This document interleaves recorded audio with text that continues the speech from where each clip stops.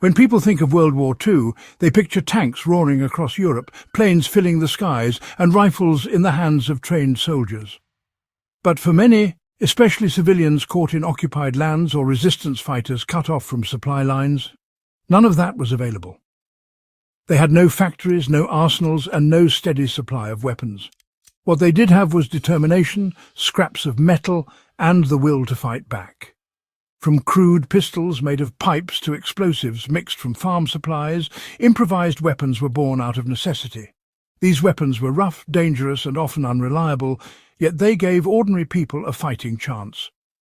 What we uncover in these stories isn't just history, it's proof of human resilience and resourcefulness that survivalists today can still learn from.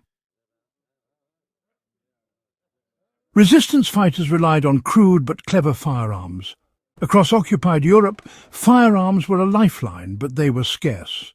In Poland, the underground resistance movement built homemade guns using little more than steel tubing, springs salvaged from broken machinery, and chunks of wood carved into grips. These zip guns could usually fire a single round before needing to be reloaded, but even that one shot could turn the tide in an ambush or allow a fighter to capture a real weapon.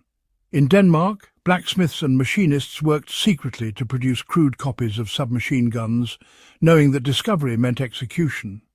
For survivalists today, the lesson is not to glamorize the weapon, but to recognize the principle. With basic mechanical skills and access to scrap, a firearm can be improvised. Understanding springs, pressure, and simple firing mechanisms can be a valuable skill in times of scarcity. Household items became the building blocks of explosives. Improvised explosives became another hallmark of wartime ingenuity. Civilians without access to military-grade bombs found ways to create powerful devices from ordinary materials. Fertilizer, sugar, and even cleaning powders became the base for explosives when combined in the right way. Containers like tin cans or glass jars turned into deadly packages once packed with nails or bolts. Perhaps the most famous example was the Molotov cocktail, gasoline in a bottle with a rag for a fuse, that became a tank stopper in the hands of desperate defenders from Finland to the streets of Warsaw. For modern readers, the message lies not in replicating these weapons, but in recognizing how knowledge of chemistry and resource use can turn everyday items into tools of defense. It underlines the importance of knowing what's around you and how it can serve multiple roles.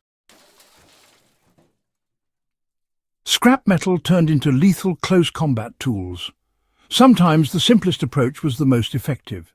Resistance fighters and civilians often turned to melee weapons, reinforcing wooden clubs with nails or attaching sharpened scrap metal to poles to create spears.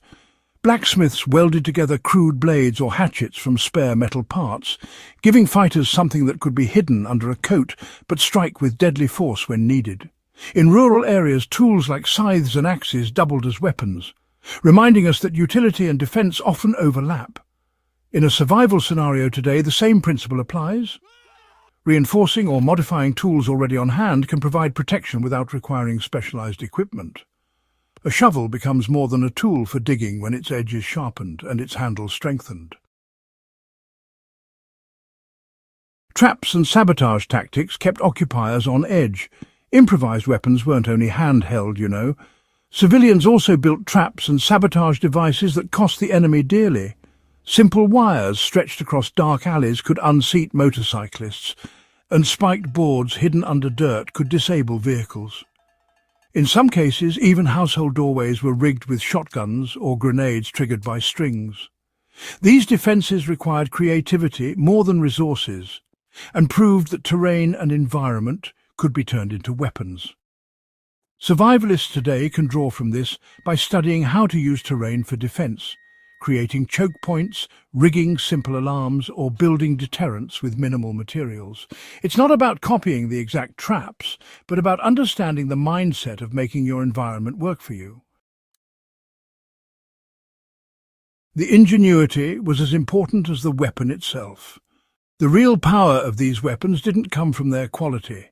Most were unreliable, dangerous, and inferior to what the enemy carried, but they gave people something more vital than steel. They gave them options. They proved that even when cut off from supply lines, people could find ways to fight. They showed that knowledge, creativity and determination could stand in for resources, and they created a spirit of resistance that carried communities through some of the darkest years of modern history. For survivalists and history enthusiasts, this mindset is what matters most. It's not about glorifying the weapons, but about honoring the determination to make do and overcome.